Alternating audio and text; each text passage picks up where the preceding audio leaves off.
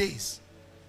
But the Bible said the man was looking for a city that has what? Foundation.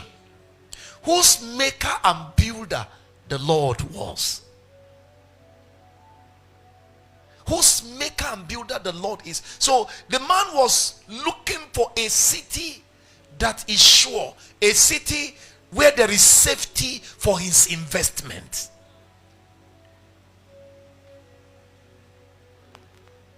If you are a businessman and you are thinking of investment, you're thinking of investing in cities, you look for a city, number one, that has future.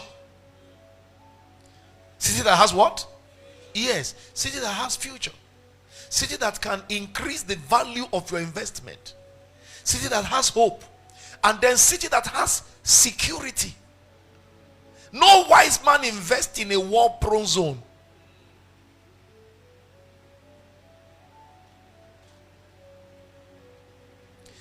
One capital thing you need to know very quickly about the earth is that the earth loses value with time. I said the earth does what? It decreases in value. As we speak now, the earth is dying. Are you aware? Scientifically speaking, they say it is dying. Ozone layer depleting. Our ocean is reducing.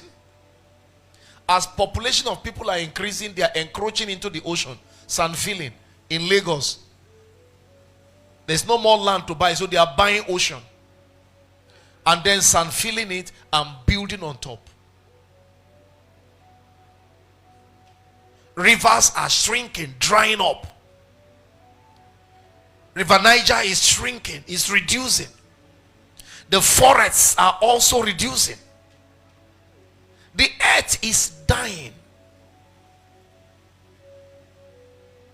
So some people are campaigning right now, save the planet. What they fail to know is that the planet they are trying to save cannot be salvaged. It has no future. That is why we look forward to a new heaven and a new earth. This old earth is going to be folded up like a garment. It has no future. So Jesus speaking here said, I am warning you ahead of time. On earth, moth and rust will devalue your investments. If you are wise, you don't lay up treasures where things are bound to devalue what you have invested. Don't waste your investment where there is no security, where there is no safety.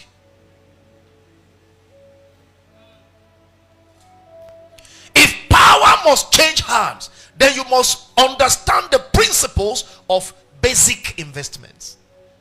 What do you do with your life? That is very important to whether you are going to receive power or you will lose power. What you intend to do with power will determine whether you'll be qualified to receive power or not. One of the capital things that positions men for empowerment is their visionary life.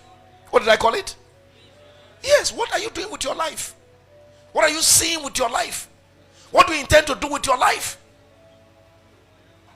He said, lay not up treasures on earth, where moth and rust corrupt.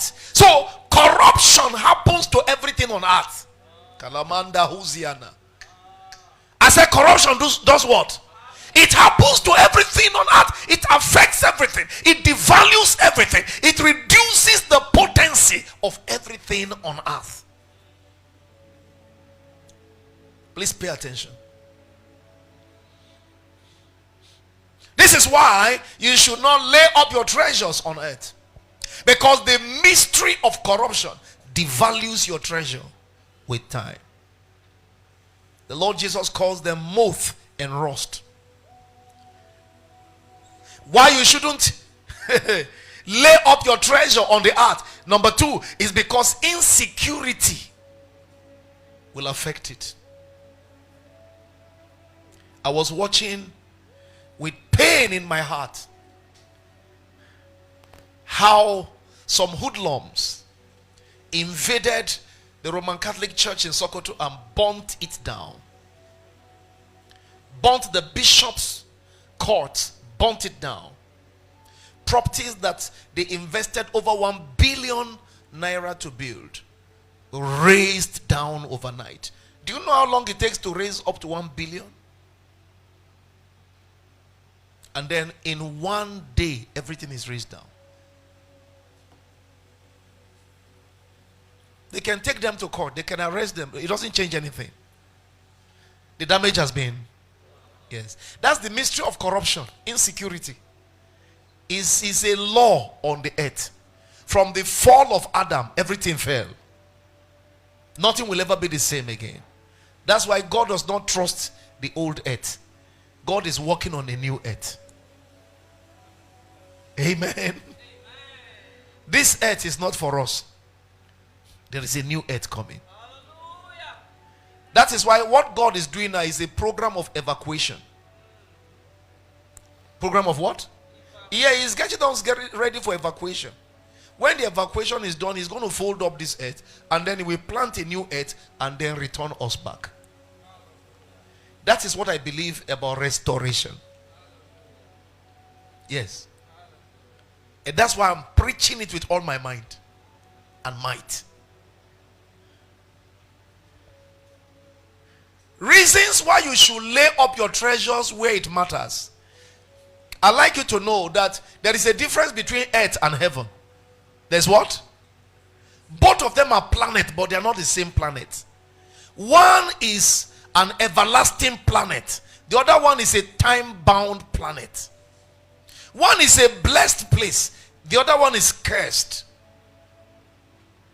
The Bible tells us that the earth has been cursed. Not once, not twice. When Adam sinned, God said, cursed is the earth for thy sake. Cain spilled the blood of Abel. God said to him, now art thou cursed from the earth. Because the earth was cursed, it has no other thing to give than what? Curses. So it started troubling people. Several years later, down the line, God was talking to a personality that was crafted in excellence, utmost perfection. He said, why did you choose the fall? And you fell down to the earth that cripples the nation, the earth that weakens the nation. Why did you choose the fall? Anything that falls does not have sustainability. It can't sustain itself. When things drop in value, they start rapid corruption. Or rather, they embrace the nature of rapid corruption. That is why when you see somebody exited the body, instantly the law of disintegration begins. The moment a man or a woman gives up the ghost, that is the end of decency. That is the end of handsomeness. That's the end of pedicure and manicure. That's the end of beauty. That's the end of psychedelic, sophisticated catwalking. Devaluation starts immediately. Waste begin immediately.